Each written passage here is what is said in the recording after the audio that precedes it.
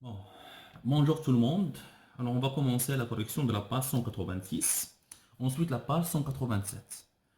Alors on va pas faire tous les exercices. On va faire juste les exercices les plus importants. On commence par le premier exercice.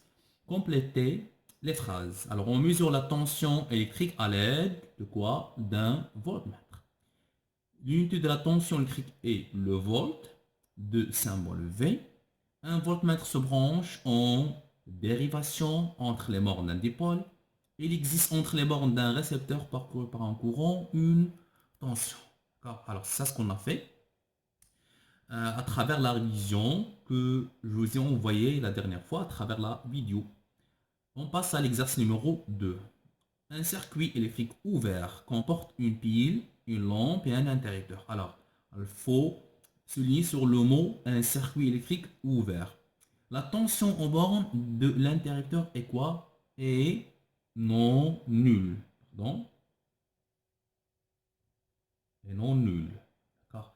Alors, pourquoi? Parce que, qu'est-ce qu'on a dit? Si l'interrupteur est ouvert et branché dans un circuit, la tension entre ces bornes est toujours non nulle. C'est-à-dire, il donne, le voltmètre indique une valeur. La tension aux bornes de la lampe est nulle. Pourquoi? Tout simplement parce que alors, la lampe n'est pas parcourue par un courant. La tension entre les bornes d'un générateur est toujours non nulle. Alors le générateur, c'est un dipôle qui est actif. D'accord? Alors, toujours, même le générateur n'est pas branché dans un circuit. Lorsqu'on mesure la tension entre ces bornes, on trouve toujours une valeur qui est non nulle. 4,5, 1,5, ça dépend de type de la pile. L'exercice 3. Choisir la bonne réponse. Un voltmètre se branche. Alors, on a dit que toujours un voltmètre se branche en dérivation. Il existe entre les bornes du lampe parcouru par un courant une tension non nulle. Puisque la lampe est parcourue par un courant, c'est-à-dire que si vous avez un circuit fermé et les dépôts sont parcourus par un courant, toujours lorsqu'on branche un voltmètre, on trouve une tension qui est non nulle. D'accord? On passe maintenant à l'exercice numéro 5. Tension d'une pile. On réalise l'expérience suivante. Quel est le nom de l'appareil de mesure utilisé? Alors l'appareil, voilà, donc ça c'est l'appareil, c'est un voltmètre. Vous avez ici V, c'est un voltmètre. Si vous avez A, c'est quoi? C'est un ampèremètre. D'accord? Alors, que mesure-t-on à l'aide de cet appareil? À l'aide de cet appareil, on mesure la tension entre les bornes de quoi? Vous avez ici seulement le générateur, alors entre les bornes d'un générateur. Quelle est la valeur de la grandeur mesurée? Alors, la valeur de la grandeur mesurée, c'est la valeur indiquée soit sur le voltmètre ou bien indiquée sur le générateur. Alors, donc corriger, ajouter 4,5 volts. Alors, la valeur de la grandeur mesurée, c'est 4,5 quoi? Volts. Comparer cette valeur à celle inscrite sur la pile. Alors, c'est la même, car le voltmètre est branché seulement avec le générateur. Alors, tout simplement, il va indiquer la même valeur du générateur. On passe à l'exercice numéro 6. Intensité du courant et tension. Au cours d'une séance de travaux pratiques, un élève a réalisé le montage ci-contre et a relevé les valeurs suivantes: 0,32 ampères, 3,8 volts et 0 volts. D'accord? Attribuer à chacune des valeurs la grandeur mesurée et l'appareil de mesure correspondant. Ici, vous avez 0,32 ampères. Alors, c'est une grandeur. Alors, la grandeur que vous avez ici, c'est quoi? C'est l'intensité électrique. Et l'intensité électrique est mesurée par quoi? Par un ampèremètre. Alors, c'est-à-dire l'ampèremètre, il va indiquer la valeur 0,32 ampères. Alors maintenant, il nous reste 3,8 volts et 0 volts. Alors, ces deux grandeurs sont mesurées à travers un voltmètre. Bon, vous avez ici 3,8 volts, c'est-à-dire une valeur qui est non nulle. Alors c'est la valeur mesurée par ce voltmètre qui est branché entre les bornes de ce générateur. Alors, entre les bornes d'un fil, d'accord, et toujours on a 0 volt. À garder à l'esprit, si vous avez un interrupteur fermé ou bien un fil dans un circuit électrique, toujours la valeur affichée par le voltmètre, c'est 0 volt. D'accord? On passe à l'exercice numéro 7. Choisir le bon schéma. On considère les schémas suivants. Alors, vous avez 5 schémas, 1, 2, 3, 4 et 5. Quel est le schéma du circuit qui permet de mesurer la tension aux bornes de la lampe? Pour mesurer la tension aux bornes de la lampe, on cherche d'abord, donc voilà, la tension. Alors la tension, on mesure à travers quoi? À travers un voltmètre. D'accord?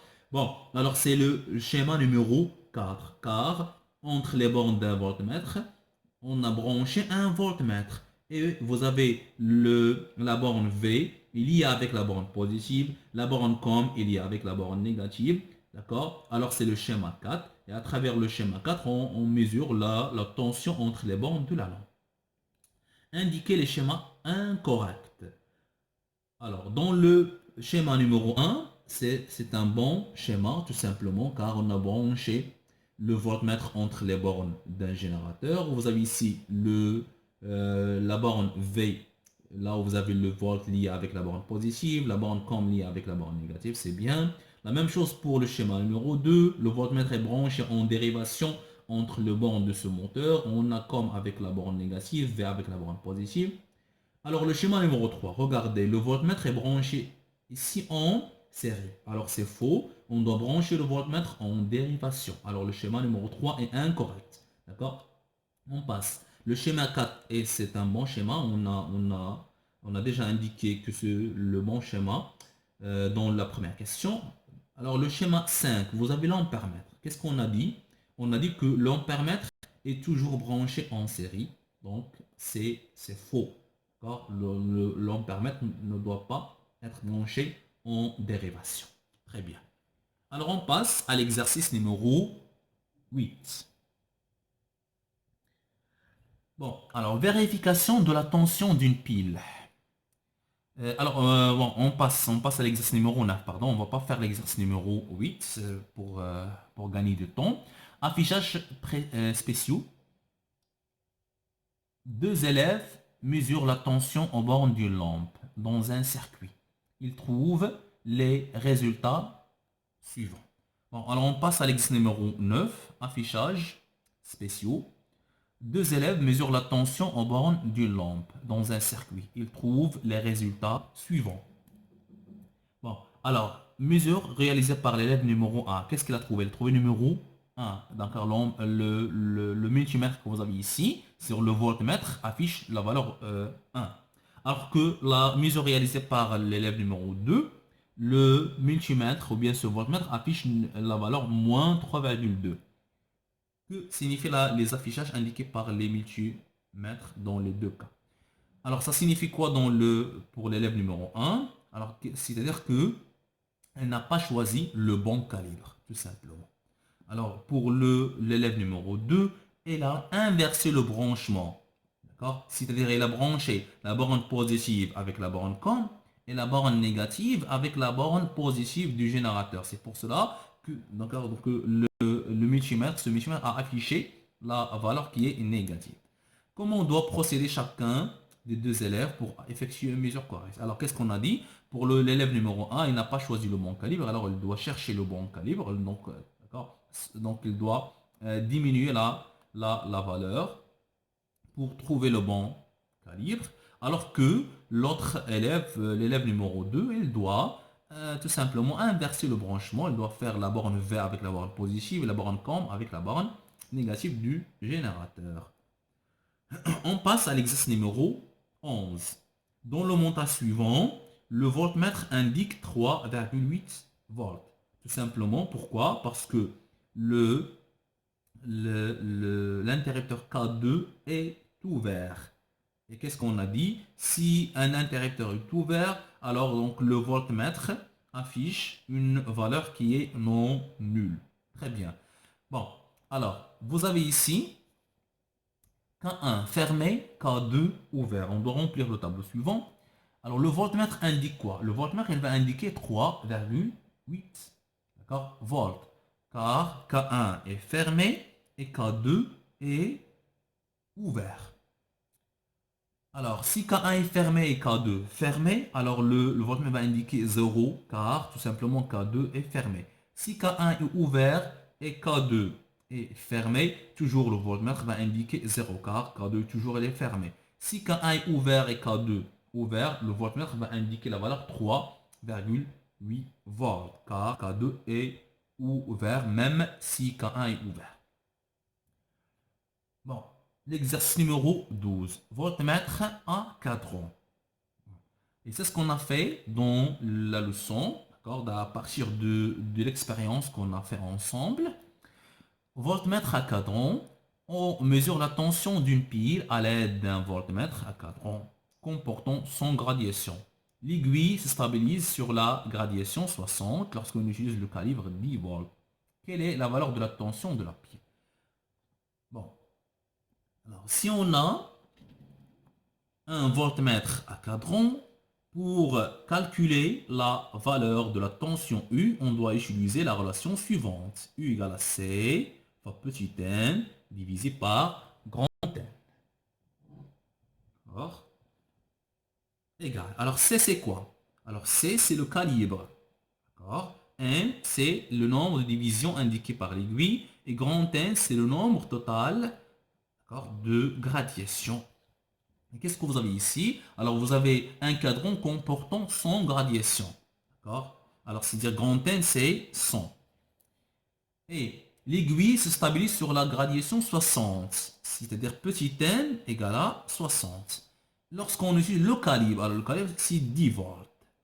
D'accord? Alors, tout simplement, un petit calcul. D'accord? Donc, on peut simplifier par les zéros. Ça donne 6 quoi? 6 volts. On ne doit pas oublier l'unité à la fin. C'est très important. Très bien. On passe à l'exercice numéro 13 et c'est le dernier exercice. Alimentation des moteurs. Soit le schéma électrique suivant. Quelles sont les positions des interrupteurs pour lesquelles les deux moteurs fonctionnent sous la tension d'une seule pile? Donc, alors, quelles sont les positions? Alors qu'il doit avoir les deux interrupteurs.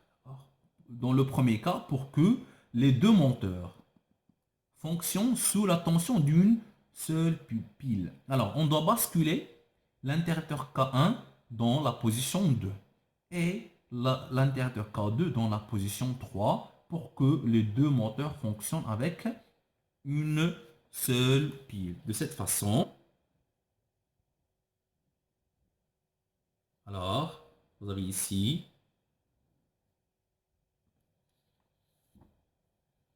les positions. Ça, c'est la position 2 et ça, c'est la position 3. Alors, on doit basculer. Ah, pardon, vous avez ici le monteur, les deux monteurs.